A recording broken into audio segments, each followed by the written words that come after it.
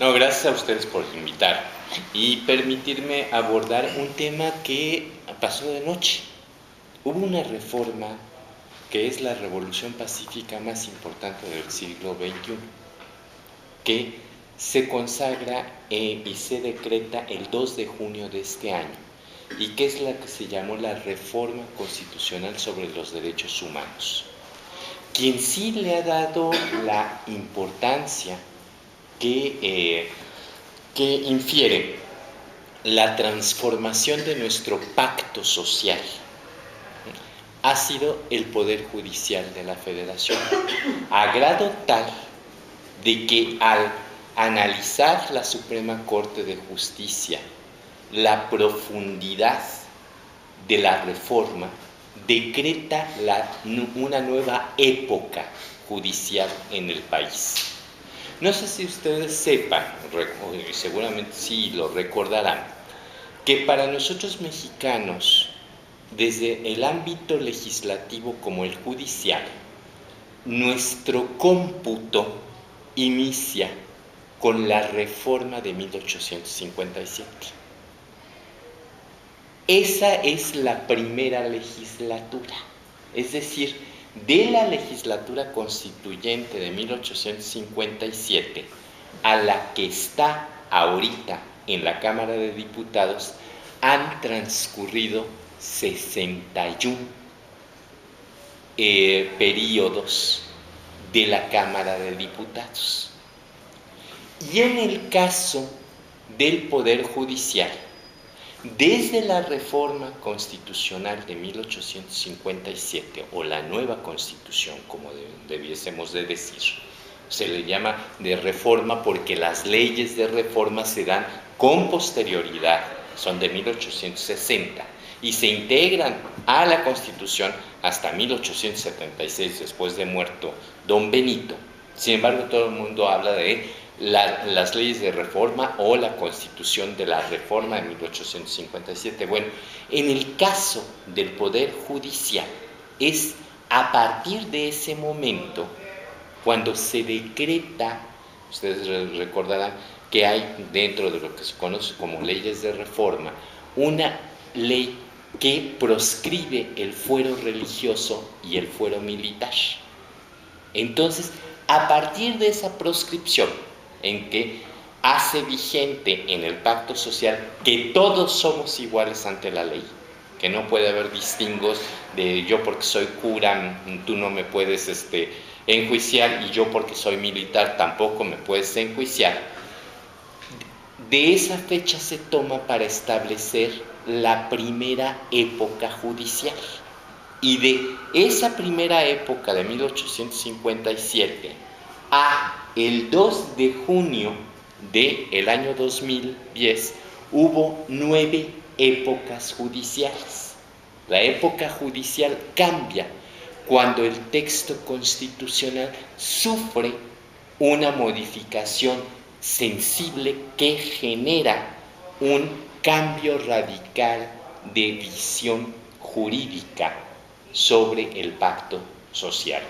Y en este caso, esta reforma cambia totalmente en este sentido.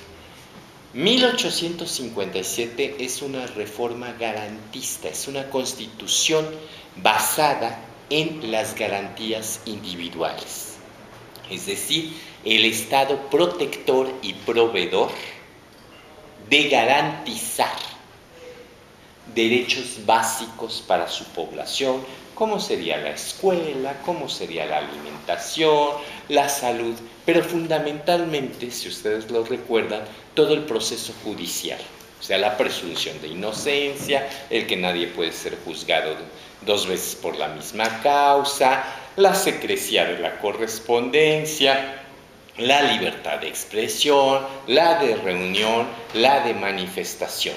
Es decir, esa fue la revolución legislativa que se hizo entre la Constitución de 1824 y la Constitución de 1857. El hombre se antepuso por sobre las instituciones. Por eso comenzamos esa Constitución con los primeros 29 artículos se refieren a las garantías individuales.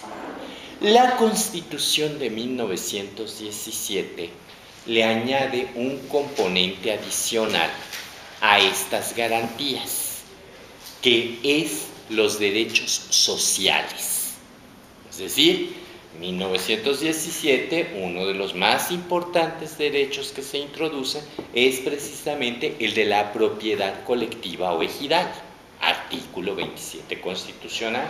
Se decreta además que el subsuelo y todos sus componentes son propiedad de la nación mexicana, que los puede dar en concesión como lo que quiere. Y esa constitución aporta otro elemento fundamental que van a ser los derechos laborales. Es decir, el artículo 123 constitucional.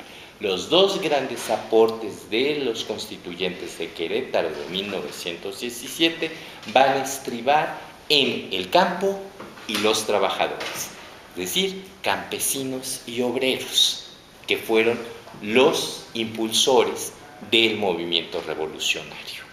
Bien, pues ahora en esta reforma constitucional reconocemos como propios a los derechos humanos y nos autosometemos a la vigencia de todas las disposiciones que protejan y hagan respetar los derechos humanos, provengan de donde provengan. Es decir, que todos los convenios, los tratados, los acuerdos, los pactos que México ha suscrito a favor de los derechos humanos automáticamente forman parte de nuestro pacto social. Y me van a decir, bueno, pero ¿esto en qué nos beneficia? Pues en el simple hecho de que ya no solamente el Estado tiene que garantizar las garantías individuales, valga la redundancia, sino que tiene que reconocer los derechos humanos como parte fundamental del pacto social. Nosotros en la legislatura nos dimos cuenta en la 60 legislatura que era muy difícil que transitara la reforma como se dio hasta la 61 legislatura. Y por eso fue por lo que decidimos sacar la parte de cultura y propiciar una reforma constitucional en particular para la cultura, que fue esa reforma a la que hacía usted referencia, en donde en el artículo 4 se añade la fracción novena y se reconoce que el pueblo de México tiene un derecho de acceso a la cultura. O sea, ya deja de ser una concesión, ya no es una amable concesión, de que el Estado va a garantizar que tengan acceso a la cultura. No, el Estado reconoce que el pueblo tiene ese derecho, como reconoce que el pueblo tiene el derecho a ejercer su diversidad cultural. Con eso le dimos un palo a esa idea que todos nosotros recibimos en la educación de lengua nacional y la cultura o historia nacional. No, debemos de reconocer que en México es pluricultural, pluriétnico, plurilingüístico. Y eso es lo que estamos marcando allí. Y el otro, que es el que ni por aquí se la solieron los panistas, pero ni por aquí, el derecho, que se reconoce el derecho a la libertad creativa. ¿Cuál es el beneficio directo del reconocimiento del derecho a la libertad creativa? Que no pudieran censurar Presunto culpable, la película, que cuando llegó a la Suprema Corte de Justicia de la Nación Dijeron los ministros, a ver, espérate, o sea, se consagró ya como un derecho humano, por tanto, una garantía individual, la libertad creativa. Entonces nosotros ya no podemos censurar. Y esto, ¿a quién le ha servido mucho? A los creadores. Porque ya nadie va a poder venir aquí a esta galería y exigir que se quite un cuadro porque se considere obsceno, o porque se considere antirreligioso, o porque se considere libertino, o porque no. La libertad creativa está garantizada y con esa libertad creativa se incluye a la libertad de expresión y se incluye a la libertad de manifestación de las ideas. Por eso lo hicimos, porque nosotros veíamos difícil que prosperara la reforma en su conjunto. ¿Cómo se da y por qué se da la aprobación? Por una negociación para, fíjense la perversidad, pero las cosas perversas salen mal para quien tiene esa perversidad. Al clero y a la extrema derecha le interesa de sobremanera la revancha histórica en contra de la Constitución del 57 y las leyes de reforma. Y dentro de la estrategia de la revancha histórica está el poder eliminar al Estado laico y su instrumento más importante, que es la educación laica. Para poder acabar con el Estado laico y la educación laica, es menester impulsar una reforma que contemple un derecho humano que se llama la libertad religiosa. Porque en base a la inclusión de la libertad religiosa, el clero y la extrema derecha exigirá concordancia legislativa para eliminar el término laico del artículo 3 constitucional y meter una frase de que en función a que la libertad religiosa es un derecho humano consagrado por los pactos de San José, entonces por tal motivo habrá libertad religiosa en el sistema educativo público mexicano. Y entonces allí lanzarán a los catequistas, a los diáconos, a los subdiáconos y a los propios sacerdotes y religiosas a que vayan a la Escuela Primaria Federal Sor Juana Inés de la Cruz a dar una hora de religión y de moral a los niños católicos que estén allí a petición de los padres. Gracias a esa ambición vindicativa se aprobó la reforma de los derechos humanos. Porque a ellos no les interesa respetar los derechos humanos, sino imponer la libertad religiosa para exigir la mayoría aplastante del catolicismo sobre el sistema educativo mexicano. Así como lo oyen, de ese tamaño es su miopía. Pero, como dijimos nosotros, adelante. Váyanse con esa situación. Y ellos pidieron a cambio de la reforma que para la Ley de Seguridad Nacional, en el artículo 29 constitucional que establece el estado de excepción desde 1857, les quiero decir, que ese es un artículo que solamente ha tenido dos reformas en toda su vida. La primera fue en 1917 para determinar algo que fue muy prudente, que propuso un militar, por cierto, que era el general Mújica. El hecho de que se estableciera que el estado de excepción no se podía dirigir a un individuo en particular y se tenía que precisar su radio de acción, o sea, su territorialidad. Muy atinada de parte de Mújica y se aceptó como tal. La segunda fue en los años 30 cuando se cambió la denominación y dejaron de ser ministros, el de guerra y el de marina, y se convirtieron en secretarios. Entonces, como el artículo original hablaba todavía de ministros, se hizo la modificación adecuativa, es decir, desaparece la palabra ministro y se sustituye por la de secretarios de gabinete, que es el término oficial que tiene. Esas han sido las únicas modificaciones. Bueno, ellos y nuestros compañeros de la izquierda que tienen una paranoia justificada en algún momento dado, pero que los lleva de repente a ser comparsas de la derecha, sin darse cuenta muchas veces, pues hay un pavor terrible a que el ejército y la marina cometan excesos que son violaciones a los derechos humanos.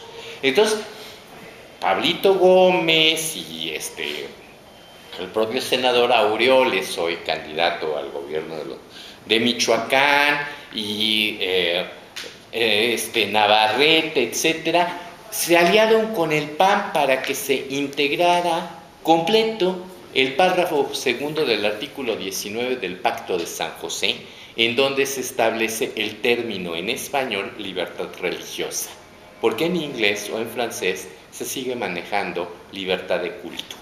Y les voy a decir por qué se utiliza el término culto.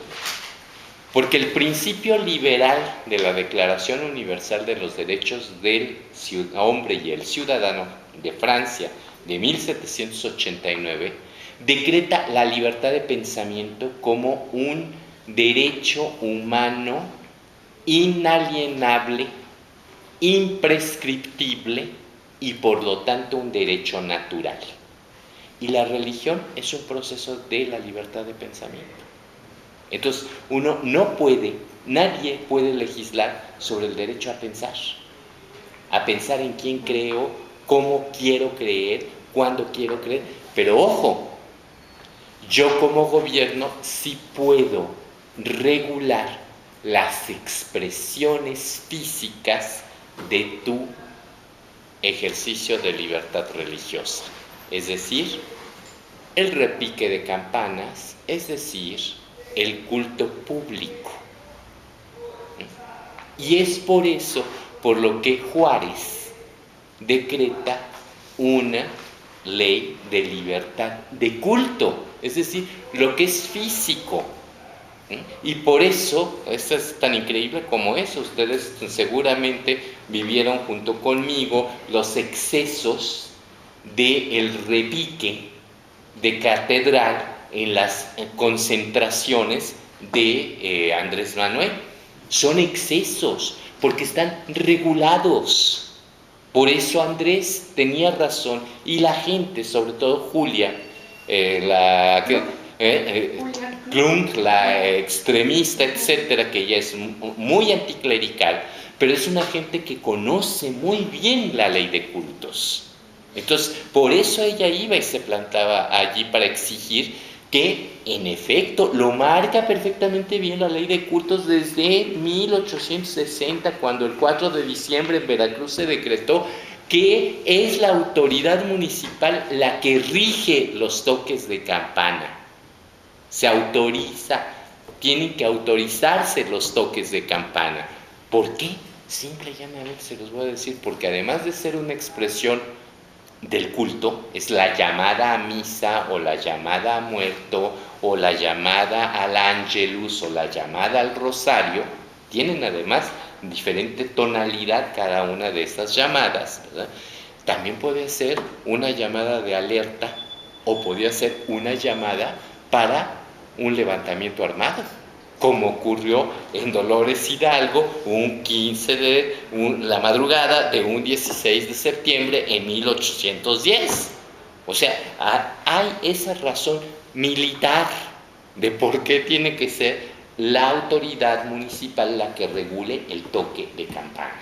Pero desde el punto de vista del culto, es también la expresión pública, la expresión física que convoca a una serie de acciones Si ustedes ven la ley de libertad de culto, jamás se mete con lo que pasa dentro de la iglesia, siempre y cuando no sea, o del templo, siempre y cuando no sea motivo de un delito civil o un delito penal o una infracción administrativa. Es la única forma por la cual la autoridad civil podría ingresar a un templo para hacer cumplir la ley. Pero lo que pasa allá adentro, si lloran, gritan, alaban, cantan, bailan, rezan, etc., esas son manifestaciones privadas en colectivo de la libertad de culto.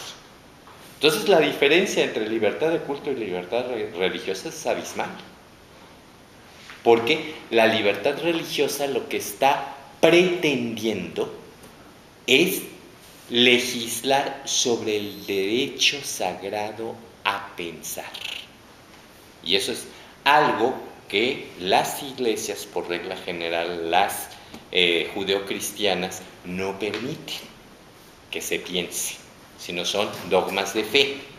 Las orientales sí, son muy afectas a dejar que el ser humano desarrolle su propio pensamiento y su propia estructura de culto externo o interno, ¿no? Sería el budismo, brahmanismo, etcétera, etcétera.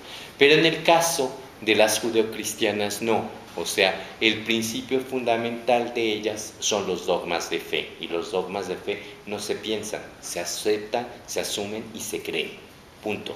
Sí, o sea, la virginidad de María es un dogma de fe y no se puede poner en tela de juicio por un creyente. Se cree absolutamente porque así se ha venido diciendo a lo largo de la historia de la propia corporación religiosa. Bien, pues esto es lo que pasó, por eso es por lo que se aprobó la reforma, fue cambio y cambio. Entonces, ¿por qué los panistas tenían mucho miedo de que si no se aprobaba la reforma de los derechos humanos, cómo iban a mover los hilos para meter el término de libertad religiosa dentro de la Constitución y luego exigir lo que vienen exigiendo ya, la concordancia de ese precepto de libertad religiosa para suplirlo por el término libertad de cultos, que no les gusta a ellos porque ese no les funciona a ellos para nada. Entonces se dijo, correcto, ok, o sea, se acepta ese cambalache, porque al final de cuentas, los propios instrumentos internacionales de derechos humanos, como la Convención de Beijing, por ejemplo, marca perfectamente, en el caso del aborto, que es otra de las cosas que los tiene muy inquietos y enardecidos, marca que los Estados miembros de la Organización de Naciones Unidas deberán propiciar la abolición de cualquier tipo de pena para una mujer que recurra a la interrupción legal del embarazo, siempre y cuando se marquen las condiciones y las pautas para ello. Entonces, o sea, aunque ellos quieran decir, pues ya, si forma parte la Convención de Beijing de nuestro pacto social, pues entonces aplicaremos lo que dice allí en el artículo 19, en su inciso E, es decir, como Estado miembro, México deberá propugnar por eliminar, y por eso ahora entenderán por qué salió este domingo el cardenal y el arzobispo de Puebla a decir que no es bueno que se castigue a la mujer, aunque sea equiparable a un homicidio, porque ya se dieron cuenta de que cometieron un error por querer agandallarse de los términos para imponer su criterio, pues resulta que les va a ir peor, porque ahora van a tener que cumplir y van a tener que dar marcha atrás a las 19 modificaciones que se hicieron en los estados de la República para penar el aborto. Otra situación particular que se ha dado el concepto derecho a la vida desde la concepción, de conformidad a los convenios y a los acuerdos, al pacto fundacional de la Organización de las Naciones Unidas y a la propia Declaración Universal de los Derechos Humanos de 1948, se entiende como derecho a la vida el que el Estado o cualquier fuerza beligerante no puede por sí y por disposición autónoma terminar con la vida de cualquier persona, es decir, un ser nacido, alguien que está personificado, no que está en proceso de gestación. Entonces, el derecho a la vida desde la concepción es una respetabilísima idea o principio dogmático de una o varias religiones, pero no es aplicable a los derechos humanos, porque se refiere derecho a la vida a evitar genocidios o ejecuciones extrajudiciales, es decir, con seres vivos, seres ya nacidos. Entonces, si nos vamos sobre eso, nos vamos dando cuenta que la reforma constitucional tiene unos alcances extraordinarios que harán y obligarán al gobierno entrante a modificar su relación con los gobernados. La reforma constitucional termina de tajo con el paternalismo del Estado, para empezar. O sea, el Estado ya no podrá ser el garante ni el proveedor, ni el que graciosamente conceda, sino que el Estado se constituye para defender y para garantizar los derechos humanos de los y las mexicanas.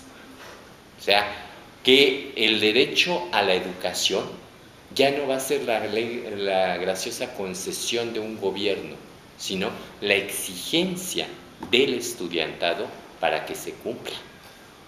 Porque en la Convención de los Derechos de los Niños y las Niñas también queda reforzado el principio constitucional del artículo 3 nuestro. De igual manera va a ocurrir con los jóvenes. O sea, la Convención y el Pacto de los Jóvenes obliga a los Estados miembros a hacer exigible el derecho al desarrollo integral de niños y jóvenes. ¿Qué quiere decir? Que tienen derecho a la educación, a una alimentación sana, a un medio ambiente sano y al poderse insertar en los procesos laborales para poder ser ciudadanos con derechos plenos. Entonces, cambia esa idea. Y aquí, en el caso específico del Distrito Federal, hubo ya un problema severo cuando les planteamos y les dijimos que Red Ángel, si van a explotar Red Ángel a favor de un candidato o candidata, van a incurrir en lo que se llama un delito de lesa humanidad, porque nadie puede hacer campaña con los derechos humanos. ¿O acaso ustedes han visto, aún dentro de la podredumbre de la política mexicana, que alguien haya hecho campaña para decir yo le voy a garantizar a usted el libre tránsito? Es un derecho humano, es una garantía individual y nadie ha hecho campaña por eso, ¿no? O sea, uno puede hacer campaña con los cómos. O sea, ¿cómo voy a garantizar tu libertad de tránsito?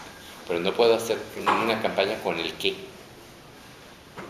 Entonces, ojo, cuidado, cambia radicalmente. Quienes quieren usufructuar redanje a favor de las candidaturas van a incurrir en un delito de lesa humanidad equiparable al de genocidio. Nadie puede hacer ahora negocios con este tipo de derechos humanos. ¿Qué otra cosa resulta importante? No solamente la reforma constitucional nos cambia la vida y convierte lo que nosotros decíamos garantías individuales en derechos plenos. Hay uno que es fundamental en estos momentos de crisis: la seguridad, que el panismo ubicó al nivel de una función pública, porque así lo determinó Felipe Calderón y Genaro García Luna, y entonces a la seguridad la convierten en una mera función.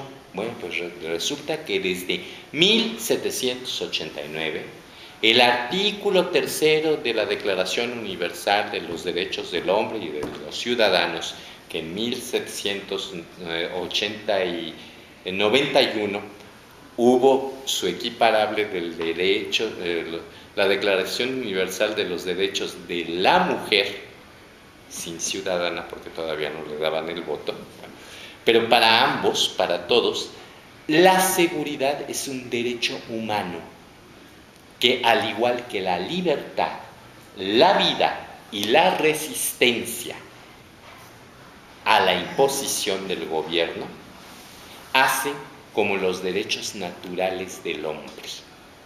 O sea, con esos nacemos. O sea, nacemos con el derecho a ser libres, con el derecho a vivir en seguridad y con el derecho a la resistencia a la imposición. Son nuestros derechos naturales. Entonces resulta de que la seguridad no puede de ninguna manera ser una función del Estado. Es un derecho humano y es el derecho que garantiza el ejercicio del resto de los derechos humanos en libertad. Y este es un concepto que cambia fundamentalmente la visión sobre lo que debe de ser la seguridad nacional, la seguridad interior y la seguridad pública. Y entonces la seguridad nacional deja de ser la subsistencia y permanencia de un régimen en un Estado, para transformarse en la estabilidad de las instituciones democráticas y el ejercicio de los derechos humanos de sus habitantes. Muy distinto. Es decir, ya no va a ser como en la época de Díaz Ordaz, que la seguridad nacional era la estabilidad del PRI, sino que va a ser la estabilidad de la democracia y el ejercicio en libertad de los derechos humanos de los habitantes. 2, o sea, la propia Declaración de los Derechos Humanos de 1789 contempla que para garantizar la libertad del ejercicio de los derechos del hombre y del ciudadano, se debe establecer la fuerza pública, la cual se instituye como garantía de los derechos del hombre y de la ciudadanía, y es para el beneficio de todos y no para utilidad particular de aquellos que la tienen a su cargo. Esto, compañeras, compañeros, cambia radicalmente la visión de lo que son nuestras Fuerzas Armadas y de lo que deben ser nuestras policías.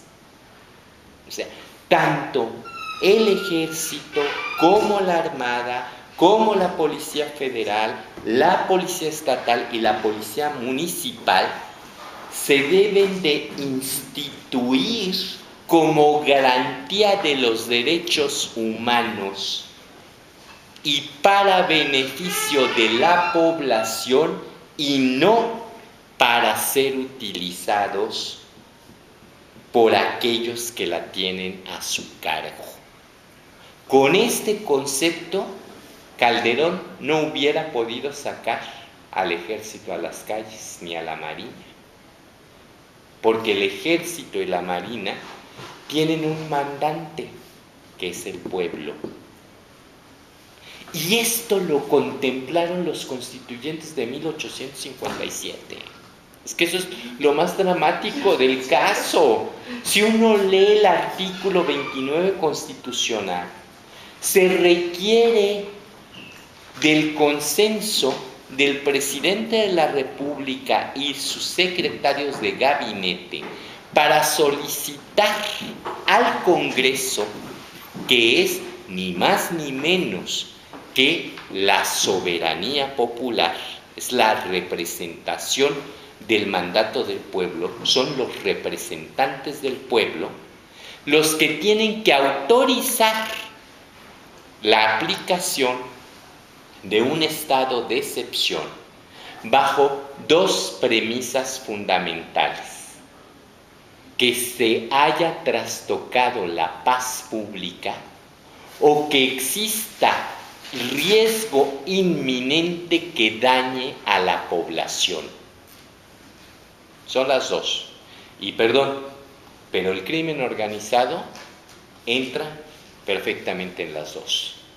O sea, ha generado una guerra que ha trastocado lo que conocíamos como paz pública y representa un riesgo inminente a la población porque la está dejando entre dos fuegos. Y entre dos fuegos a lo mejor es entre chapos y golfos, pero también puede ser entre ejército y chapos. Entonces, por esa simple razón, tendría que solicitar el presidente de la República con todos los secretarios del gabinete la autorización para aplicar un estado de excepción, determinando el tiempo, modo y lugar. Así lo contemplan desde 1857. Y quienes van a aplicar ese estado de excepción son precisamente la fuerza pública que se instituye como garantía de los derechos humanos. Decían, mire, el debate de ese artículo 29 es el más intenso de todos los debates de la Constitución de 1857. Y don Francisco Zarco, que era el maestro de maestros de los relatores, periodista excepcional, diputado de gran valía, él recabó todos los debates. Entonces, cuando se plantea el 29 constitucional, bueno, se levantaron casi en armas nuestros grandes prohombres. O sea, Prieto, Vallarta, los liberales dijeron, no, ¿cómo es posible? Eso es entregarle al ejército, entregarle a un dictador, establecer la dictadura, porque es la suspensión de las garantías individuales. Nosotros como liberales no podemos apoyar una situación así. ¿Y saben quién fue quien los hizo cambiar?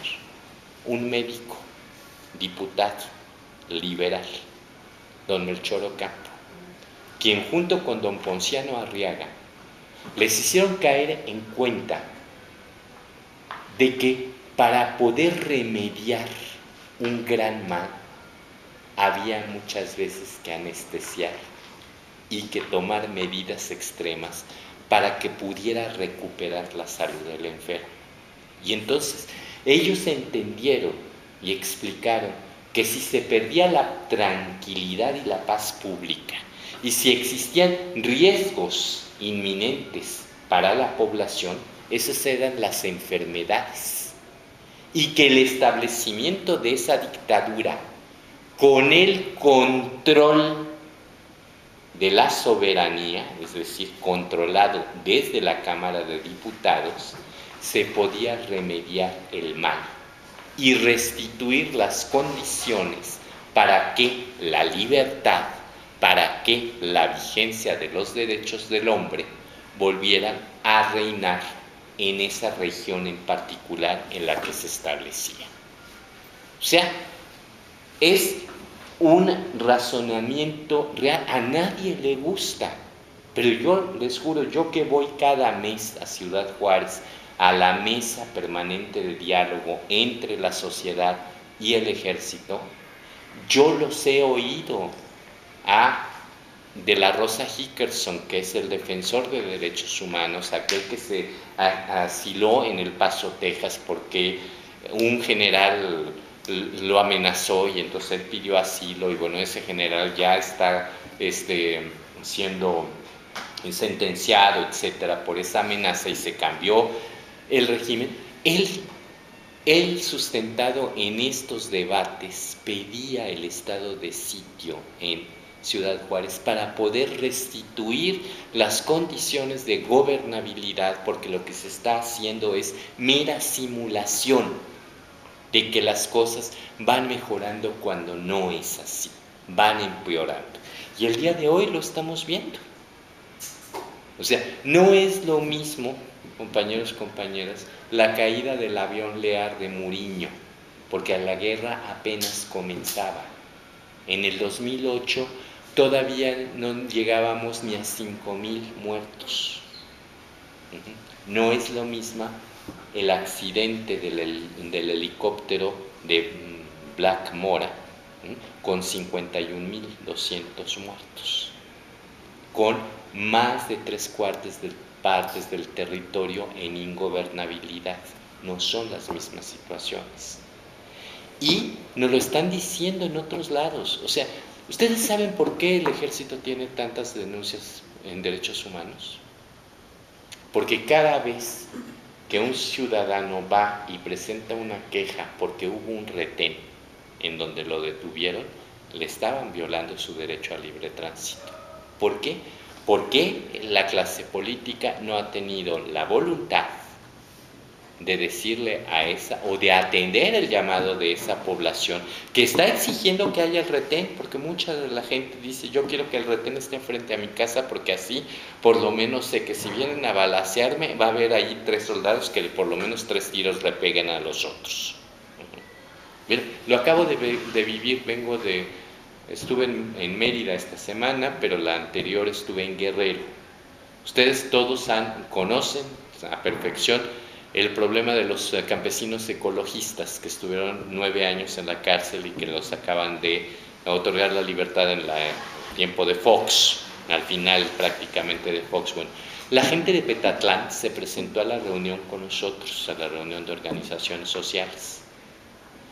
Venía uno de los campesinos y la esposa del otro campesino, que es la dirigente de la asociación de campesinos ecologistas de Petatlán y de Coyuca de Catalán, pidieron con urgencia que el ejército estableciera de nuevo los retenes en la ruta, porque dijo la señora: prefiero, fíjense nada más qué gravedad del asunto, prefiero que me violes mi derecho al libre tránsito al retén criminal del que no voy a salir viva, porque están matando a la gente que baja o sube, y esa es la gente del narco, porque son falsos retenes. Claro que las organizaciones defensoras de derechos humanos como Tlachinoya pegó el grito en el cielo, y la comunidad, los 7 que estaban allí, le dijeron: Tlachinoya, es que te entendemos, es muy bonito lo de los derechos humanos, pero es que es muy bonito que estás tú allá en tu oficina hablando de derechos humanos y nosotros estamos allá en la montaña con estos desgraciados matándonos a la gente. Entonces, si estos señores no han aprendido a respetar los derechos humanos, prefiero que me violen mi derecho a libertad de tránsito, pero que pueda yo transitar y subir gasolina o bajar los quesos, a que me detenga el narco, me quite los quesos, me quite la gasolina y me quite la vida. Esos son retenes criminales, los otros son retenes militares. Y a lo mejor, lo dijo así la señora, a lo mejor hasta me dejo manosear. O sea, porque sabemos que eso ocurre, ¿no? Entonces, prefiero que me falten el respeto a que me quiten la vida. Esto es algo fundamental en el cambio de visión que va a tener que asumir el próximo gobierno, y que Andrés sí lo tiene. Y ahí está la prueba. Ahí tienes el dicho. O sea, cuando uno ve el programa de gobierno de Andrés Manuel, es los derechos humanos aplicados a la vida cotidiana. Andrés tuvo ayer una frase con la cual se ganó al ejército, que ya de por sí lo quiere. Lo digo yo. Cuando dijo: el ejército, claro que va a regresar a sus cuarteles, porque el ejército es pueblo en uniforme. Y eso es algo que nosotros, dentro del trabajo que nos ha tocado hacer saliendo de la legislatura, que es el trabajo con el ejército y el trabajo con la sociedad civil, nosotros hemos llegado a recuperar para el ejército ese sentido de que ellos son hijos del pueblo, porque nuestro ejército es un ejército popular, es un ejército constitucional. El último golpe de Estado que tuvimos en este país fue en 1913, el de Victoriano Huerta. De allí en adelante no hemos vuelto a tener un golpe de Estado como en América Latina. Por eso dijo Andrés tan claro: aquí no va a haber golpe de Estado, porque no los hubo en su momento, menos ahora, que saben que los Estados Unidos no los quieren, no quieren a los militares, los gringos. Eso ya lo vimos por Wikileaks. Y ese concepto de ejército de pueblo, más este concepto de que los ejércitos están hechos no para defender a la patria así en abstracto, ¿no? O para defender la soberanía territorial, no. Están hechos para defender y garantizar los derechos del hombre o los derechos humanos. Es para lo que están hechos. Esto está cambiando la visión que se tiene desde el ejército hacia esta nueva relación. Y por eso hay esa inquietud, porque mucho se habla de que se quiere militarizar al país. No es cierto. Eso es lo que nos quiere hacer creer Felipe Calderón Hinojosa. Yo les voy a decir algo que es también muy grave. Felipe Calderón lo educó un hombre profundamente cristero, no cristiano, cristero. Su papá, don Luis, se enorgullecía, ya mucha honra, porque era muy niño. Él se enorgullecía que de niño él les llevaba los mensajes a los cristeros que estaban en los montes alrededor de Morelia.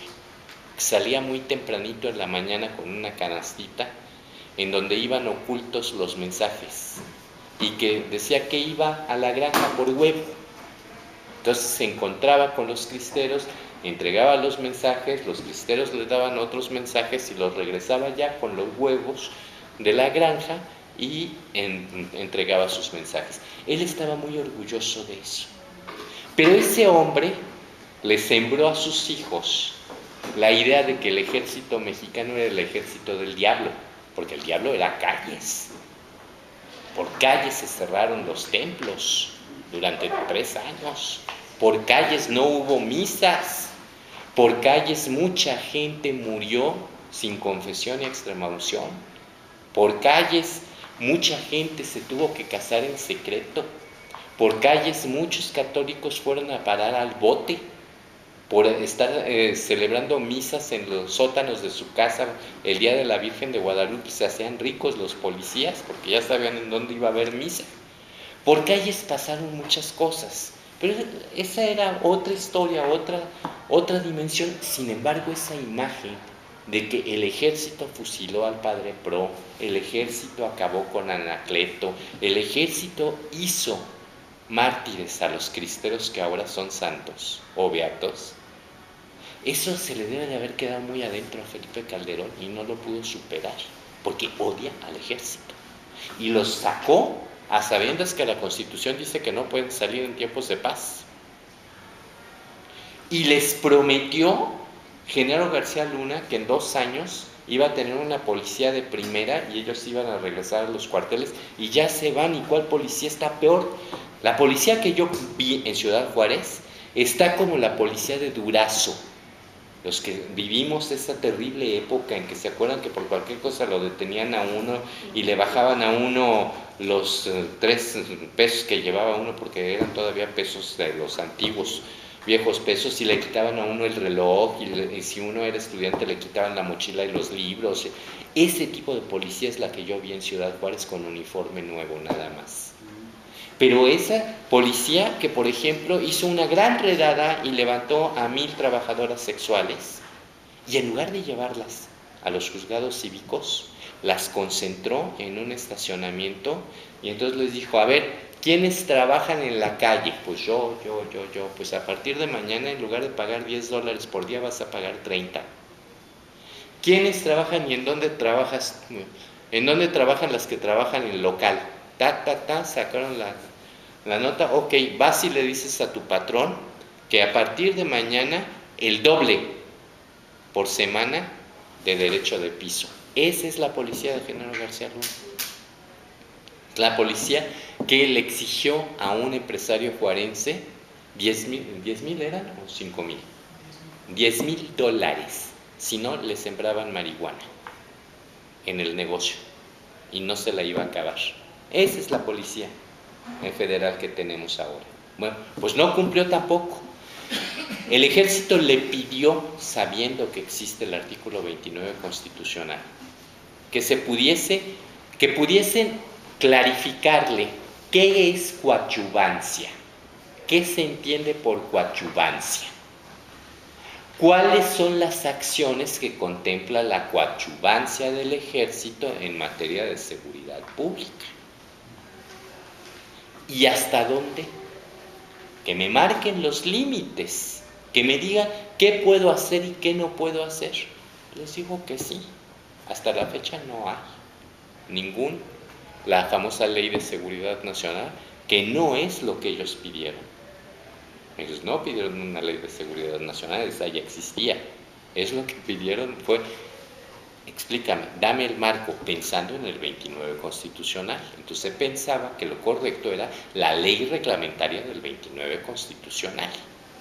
O sea, esa gran idea ahora aterricémosla en tiempos.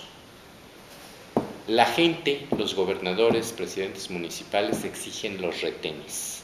Bueno, pues los retenes son una violación a los derechos humanos, porque no existe nadie que se haga cargo de ellos, ni tienen control de nadie, porque no se ha declarado el estado de sitio, en donde se establezca que se podrán instalar puestos de control, no retenes, que es distinto. O sea, un puesto de control tiene otra función muy distinta a un retén. Retén es cuando hay una guerra abierta.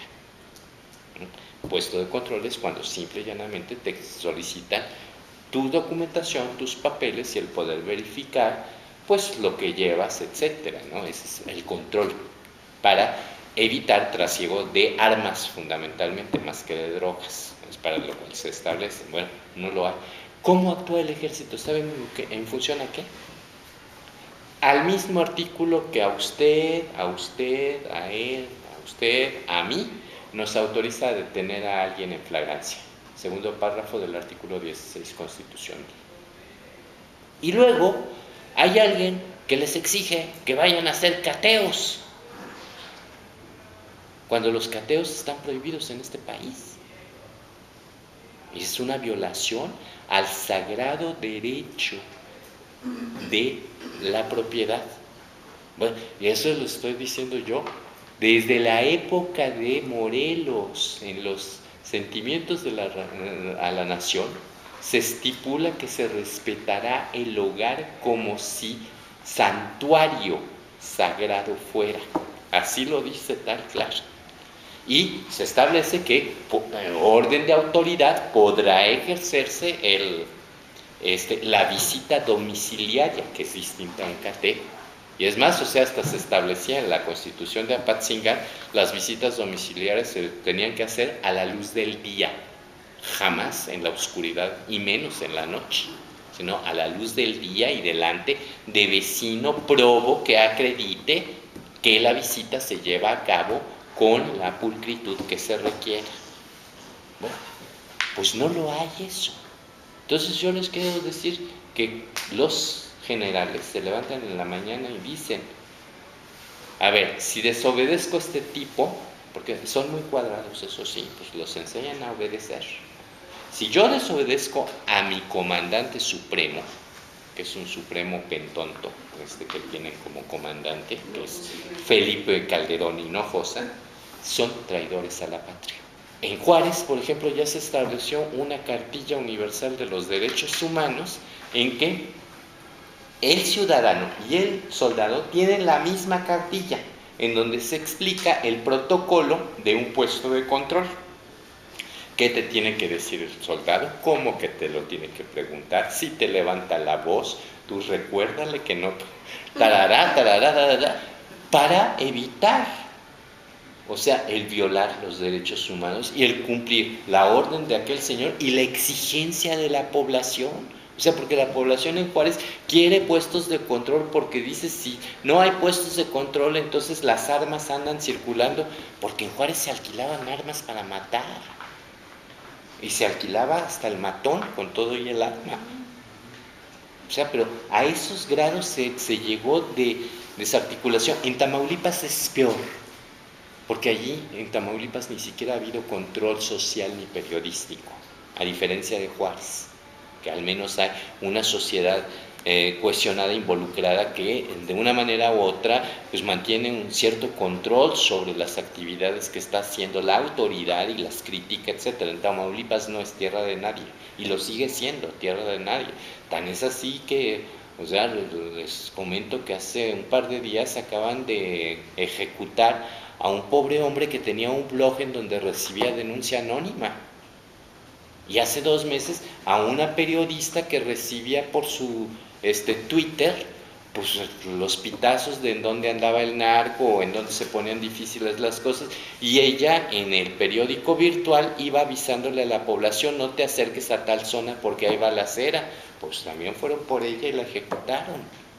O sea, la gente quiere control, pero control también de que el ejército, porque las policías no confían en ellas. Entonces, esto ha puesto en una situación muy, muy difícil, y Andrés lo sabe, Andrés lo conoce, y entonces por eso Andrés puede decir, vamos a regresar al ejército, porque vamos a establecer nuevos mecanismos. Y estamos hablando no de un ejército del 68, ese ya pasó a la historia, ni el ejército de Aguas Blancas, ya no son los mismos, porque ahorita ellos están conscientes de que el propio poder ejecutivo los traicionó, los sacó a la calle, ahora sí que los mandó a la guerra sin fusil, y se ponen muy nerviosos, eso no lo dicen, cuando tienen la misma sensación que ustedes y yo tenemos, de que hay un cártel preferido, hay un cártel protegido. Se ponen muy nerviosos con eso, ¿no? Ellos no entienden cómo es posible que un presidente de la República vaya y a través de una secretaria, una canciller, venda al ejército mexicano y lleguen y se sienten en Washington y hay un tipo que les da órdenes. No está preparado nuestro ejército para eso, porque a nuestro ejército lo educamos con un principio de nacionalismo, de defensa de la patria y con una severo temor del ejército estadounidense. El ejército mexicano sabe que la mejor arma que tuvo México durante muchísimos años fue la diplomacia para evitar una invasión por parte de los Estados Unidos. Y yo no sé si ustedes sepan que nosotros somos un país neutral, como Suiza y Costa Rica. Somos los 3 únicos países neutrales en el mundo. ¿Y saben desde cuándo somos neutrales? Desde 1907, igual que Suiza y Costa Rica. ¿Y saben quién estaba de presidente en 1907? Porfirio Díaz. ¿Y saben por qué pidió que México hiciera todo lo posible para ser un país neutral? Para evitar la invasión de los Estados Unidos. Porque Estados Unidos y la Gran Bretaña y Francia, o sea, las grandes potencias beligerantes, colonialistas, se estaban comprometiendo en la Sociedad de Naciones a respetar la neutralidad de aquellos países que lograran acreditar el por qué iban a ser neutrales. Entonces, claro, Díaz lo que hizo fue acreditar que el ejército que tenía México era un ejército de desfile, no era un ejército ni que pudiera conquistar ni que pudiera oponerse al ejército de los Estados Unidos. Entonces, por eso le dieron la neutralidad. Entonces, esas eran las armas que tenía México, y por eso el ejército, en principio, se dedicaba más a otro tipo de labores, como son las labores sociales. Y ahora que se están abriendo los archivos del 68, salió una cosa que Martín Moreno sacó en su último libro de los estos carnales, las pasiones carnales o no sé qué, que en 1968 el embajador de los Estados Unidos, que fue junto con el director de la CIA, los que le hicieron creer a Díaz Ordaz de que había una conjura comunista para quitarle el poder. Cuando pasó lo de Tlatelolco, el embajador se presentó ante Marcelino García Barragán y le dijo: señor presidente, vengo a ponerme a sus órdenes. Es decir, que le estaba dando el embajador el poder al secretario de la Defensa Nacional. Y García Barragán le contestó: vaya usted y salúdeme a la más vieja de su casa. Yo soy leal al presidente de México y me guste o no me guste, ese presidente es Gustavo Díaz Ordaz. Entonces, estuvimos en un tris de tener un golpe de Estado el 3 de octubre de 1968. Es como descargo, ¿no? Asumieron su responsabilidad, como lo están asumiendo ahora con el caso Radilla, como lo asumen con el caso de Inés, etcétera, y quien está poniendo los obstáculos es la Secretaría de Gobernación y la Presidencia de la República. ¿Quién no fue a lo de el perdón a las muertas de Juárez? Felipe Calderón Hinojosa, que tenía que haber ido y no haber mandado al tercero que mandó. El que murió ahora, ¿no? En el helicóptero. Exactamente, exactamente. O sea, quien representa al Estado mexicano para nosotros es el presidente de la República, y es el presidente de la República. Pero bueno, claro, como digo yo, pero como este es espurio, pues no le podemos pedir a un espurio que nos represente, eso es cierto, ¿verdad? Pero, o sea, si fuera un político avesado, o si tuviera por lo menos el convencimiento de actuar conforme a lo que les dice a los juarenses, que está con ellos, etcétera, él hubiera ido allí, nos hubiera callado la boca a todos. Ver a Felipe Calderón pidiendo perdón a nombre del Estado mexicano y del pueblo de México a las víctimas, a los deudos de las muertas de Juárez. Hecho además que ni siquiera le tocó a él. O sea, es un problema que viene arrastrándose desde el salinato, no es de ahora, ¿no? Pero su soberbia lo hace caer en esas situaciones de: ¿y yo por qué me voy a rebajar a pedir perdón? A mí me tienen que venir a pedir perdón, que eso es lo que les dijo a los de Human Rights Watch, ¿no? O sea, prefiere hacer el ridículo mundial diciendo que los delincuentes son los que violan los derechos humanos. O sea, cualquier estudiante del primer semestre de Derecho sabe que los delincuentes delinquen, cometen delitos. Los criminales cometen delitos. Los civiles cometen delitos. Cometemos delitos. Las autoridades, además de cometer delitos, son las únicas que pueden violar los derechos humanos, porque tienen la obligación de defenderlos y de garantizarlos y hacerlos cumplir. Entonces, o sea, prefirió el ridículo, el escarnio público, porque yo no les quiero decir cómo se lo pusieron en el The New York Times, en el The Washington Post, de que era un ignorante, que cómo se atrevía a decir que los criminales violan derechos humanos, que no sé qué, que de ese tamaño es el nivel del presidente de México. Prefiere eso a sobajarse y pedir perdón, a tener un acto de humildad y pedir perdón. Por eso, esta reforma constitucional a él le cayó como patada en el hígado. Porque, no obstante que le quedan 11 meses, él tendría que estar cumpliendo. Y la primera cosa que se le está exigiendo es reconocer que la seguridad no es una función pública como él pretende, sino que es un derecho omnigarante de los derechos humanos. Y dos, que el artículo 89 constitucional en su fracción sexta deberá de ser modificado porque el presidente de la República no tiene facultad para utilizar a su favor al ejército y a las fuerzas armadas, sino tiene la facultad para garantizar los derechos humanos para beneficio de todos. Que esa es la función que debe de tener el ejército de conformidad a nuestro nuevo pacto social. Y yo aquí lo dejaría, no sé si ustedes tengan algunas preguntas o algo que comentar al respecto. No sé si fui muy largo y si fui claro sobre el hecho de que esta es la revolución pacífica del siglo XXI. Gandhi hubiera sido el hombre más feliz de ver que sí se puede, aprovechando coyunturas, pero sí se puede hacer revoluciones pacíficas en el mundo. Lo que nos toca ahora, compañeros y compañeras, es concretarla en nuestra vida cotidiana, y lo digo con pleno convencimiento. Eso es lo que nos debe de impulsar a lograr el triunfo de Andrés Manuel. Solamente con Andrés Manuel lograremos que esta reforma constitucional sea una realidad cotidiana para el pueblo de México.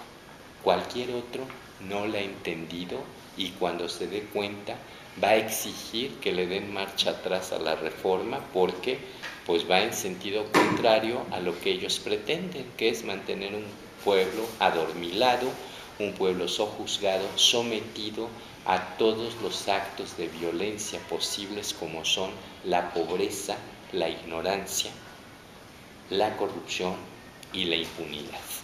Y precisamente el gobierno legítimo nos ha dado muestras de que sí es posible transformar esos lastres en derechos exigibles por parte de la sociedad organizada. Entonces, bajo este esquema, tenemos nuevos elementos para convencer a la gente, ¿no?, de que votar por Andrés Manuel es votar por los derechos humanos, es votar por hacer realidad la nueva Constitución, el nuevo pacto que los mexicanos que queremos la paz, que queremos la felicidad, que queremos el justo reparto de la riqueza, podamos lograrlo. Cualquier otra opción, ni qué decirles, o sea, la telenovela pues nos va a dejar más pobres que nada, o sea, baste ver, ya saben ustedes cuál es el alter ego de Peña Nieto. No saben cómo está manipulando Televisa ahora al pueblo. El alter ego de Peña Nieto es Pancho López, una familia con suerte. Por eso es el Estado de México, por eso está ocurriendo allá. Como no puede Peña Nieto figurar, o sea, su alter ego, o sea, hay política, y esto, otro, es la medalla, la otra cara de la medalla de este hombre, es parte de la estrategia. Y eso es lo que ellos quieren, o sea, un pueblo así sometido, eso juzgado a esa chabacanería, a esas ocurrencias, a esa falta de criterio, porque por eso quieren que debata Peña Nieto, porque el primer round va a quedar noqueadísimo, no tiene ideas. Ya lo vimos ayer en la jornada, nada más léanse su entrevista. ¿Qué idea? Pero si no puede hilar una idea de manera correcta, necesita tarjetita, necesita su chicharito para hablar bonito. Sin eso no es nada, y sin su mujer, porque si no fuera por la gaviota saldría terriblemente mal vestido y muy mal peinado. Entonces nos lo manda muy bien vestido y muy bien peinado, eso sí. Y digo, con Josefina, perdón, no es porque sea mujer, no, es porque o sea, basta leer, Dios mío, ¿por qué no me haces viuda? su libro, y con eso uno dice, y esta mujer quiere dirigir los destinos de este país, Dios guarde la hora, perdón. O sea, no se puede, no se puede, ¿no? Ahora, si nos ponen a Manlio, entonces sí, ya el narcoestado en todo su apogeo. Y los gringos tienen allí algo curioso, o sea, el senador nunca viajaba porque tenía tarjeta roja de la DEA, siendo gobernador fue acusado de beneficiar a ciertos cárteles en el estado de Sonora. Si ustedes se dan cuenta, en Sonora nunca pasa nada más que el incendio del ABC. Pero desde el punto de vista narco, casi nunca pasa nada. A diferencia de Chihuahua, que bueno, o Tamaulipas, o Nuevo León, o Sinaloa. Y de Sinaloa a Arizona tienes que pasar por Sonora, por donde quieras, pero tienes que pasar. Entonces había una tarjeta roja, curiosamente se la levantaron y lo invitaron para que fuera a hablar a Washington con Hillary Clinton y con otros. Y sale el subsecretario de Estado y dice que se han dado cuenta de que Manlio Fabio Beltrones es un político moderno y un político confiable. Y luego viene y nos vende la idea de los gobiernos de coalición, que era exactamente lo que el embajador Pascual les vendió a los empresarios de Michoacán. Ustedes recordarán que los empresarios pidieron que no hubiera elecciones, que fuera una planilla única, y que todo el mundo se rasgó las vestiduras, dijeron que cómo iban a... era casi como deshonrar a la patria el que no hubiera elecciones, esto, otro, ¿no? Pascual sabía algo, y para evitar algún descalabro este domingo en Estados Unidos se pensó que lo mejor era una planilla, es decir, que entre los candidatos a la gubernatura se pusieran de acuerdo para que uno fuera el gobernador, otro secretario de gobierno, otro secretario de finanzas, otra secretaria de desarrollo social, es decir, la COCUA, otro aquí y allá, y sacar una planilla. Y entonces, si por X, Y o Z, pues el 30% de las casillas o no se instalaba o habían sido víctimas del robo de urnas, incendios, etcétera, etcétera, por parte del narco, si se declaraba nula la elección no había ningún problema porque había el acuerdo tácito de las fuerzas políticas, entonces se entendía como un refrendo más que como un sufragio. La mayoría de los, ahora sí que sin importar el número de votos, por el simple monto favorable a una planilla única, pues se daba como ganadora, punto, y ya no había problema. Pero algo saben, en los escenarios los gringos dicen, si le pasa a Peña Nieto algo como a Colosio, o si por malos manejos lo sacan de la jugada, ¿quién es el que va número 2 del PRI? Pues hay que entrevistarnos con ellos, y entonces Manlio y llega allí y le deben de haber dicho, ¿sabe qué, senador? Si algo sucede, la situación, el horno no va a estar para bollos, entonces va a tener usted que entrar al quite, pero bajo un esquema de gobierno de coalición, porque si no, olvídese. Entonces, algo están temiendo. Y ya en la locura total, lo último que les diré es que en provincia se especula mucho de que en la locura de Calderón, con tal de no darle al PRI Los Pinos, es capaz de reconocer a Andrés Manuel como triunfador. El que está tan loco, eso lo leí en el Diario de Yucatán, que es uno de los diarios más serios de este país. En un artículo de fondo de un yucateco, ellos desde allá ven eso como una probabilidad de que la locura y la demencia, la obsesión por no entregarle, no regresarle a Los Pinos al PRI, llevaría a valorar y a lo mejor tomar la decisión de reconocer el triunfo de López Obrador.